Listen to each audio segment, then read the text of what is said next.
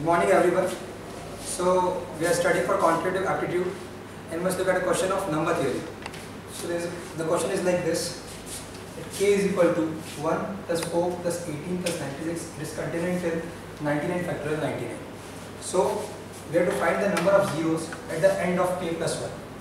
So if we, in solving such problems, these series like problems, our approach should be that we must find the general pattern for the series. Like if we observe this series, it goes like this. K is 1 into factorial 1. Now 4 could be written as 2 into factorial 2. 18 could be written as 3 into factorial 3. This will continue till 99 into factorial 90. Now we are seeing that the number is multiplied its factorial itself. So we could generalize the pattern as k is equal to n equal to 1 to 90. We are taking a variable n and till 99. It's like this. It's the summation symbol. So if we see this pattern, we could reduce it like this. We could write n as n plus 1 minus 1 into factorial n. Now if we multiply it, we get n plus 1 into factorial n minus factorial n. If we see, it's factorial n plus 1 minus factorial n. So we get the general pattern as k is equal to summation of factorial n plus 1 minus factorial n equal to 1 to 99.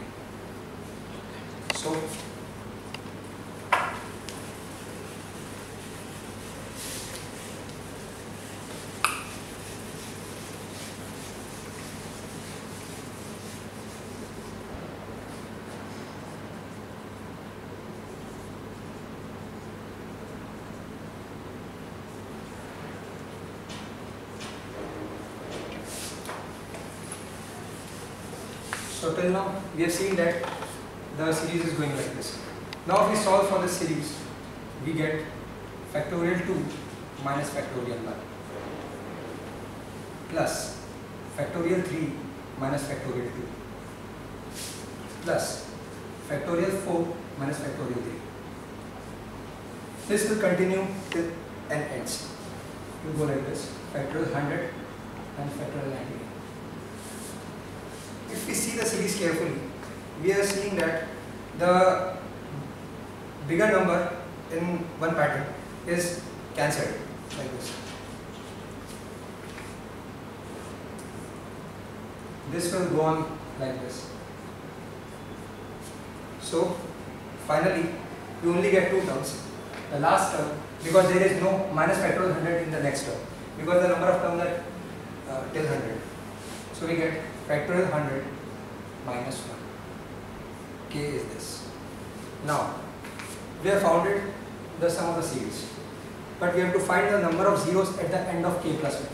So k plus 1 is equal to factorial 100 minus 1 plus 1. 1 gets cancelled, it becomes 100 factorial. Now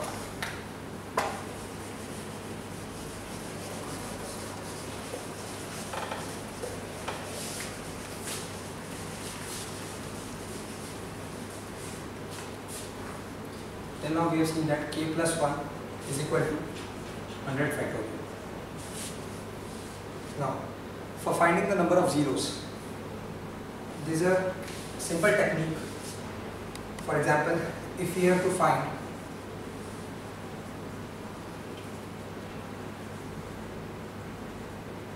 number of zeros for n factorial, how we can find it?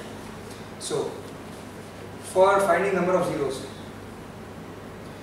we must see that we have to divide n by 5, then n by 5 square, then this will go on.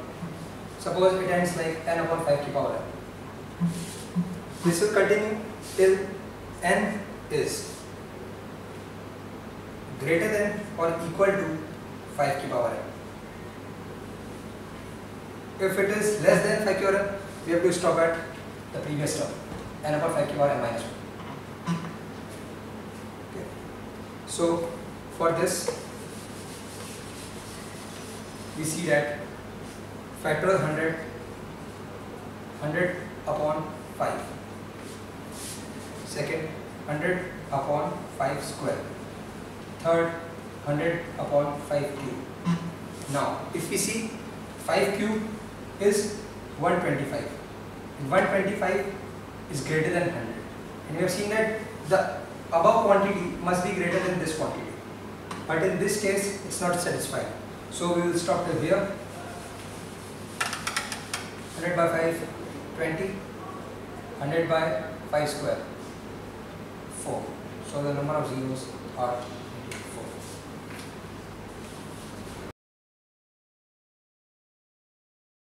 So moving on for the verbal ability, the question is like this: the hike in the prices of pulses and rice has caused ash. So let's start with the B option. A jolt to the political situation of the country. By the rise in prices of pulses and rice, they are just two crops. The rise in prices of these two crops cannot bring a havoc in the political situation of the country. It must be a big agricultural problem that brings a political situation havoc. So this is eliminated. Now look at the second option, C option. Damage to the crops this year. This is the precedence of the question. Damage to the crop this year brings the hike in prices of pulses and rices. So this is not a successor, this is a predecessor. So this is also eliminated. Now let's look at option D. A hitch among the farmers. Farmers are more conscious about their cost price, not about the selling price. It is related to the selling price, so it will not bring a hitch among the farmers. So option A remains, and it is most logically suitable. The hike in the prices of pulses and rice has caused great anxiety and much worry for the poor.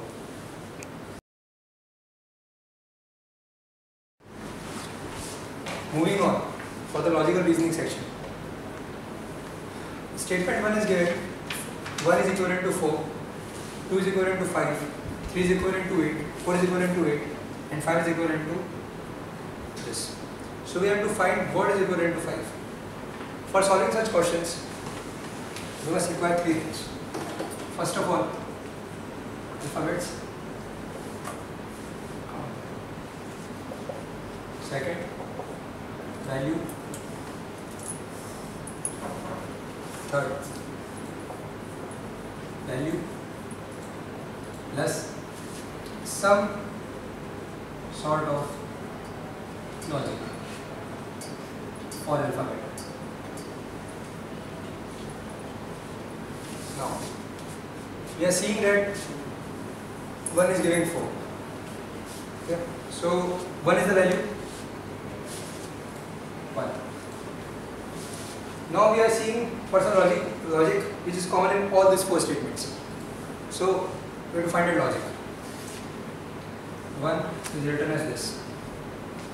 Number of alphabets is in 1, 3. We are getting as 1 plus 3 is equivalent to 4. Now for 2. 2 is the numerical value, and number of alphabets in 2 is 3. 2 plus 3 equal to 5. For 3, writing 3 as like this.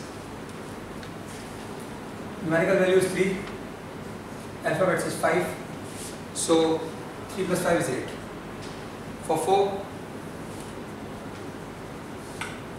numerical is 4, number of alphabets 4. 4 plus 4 is 8.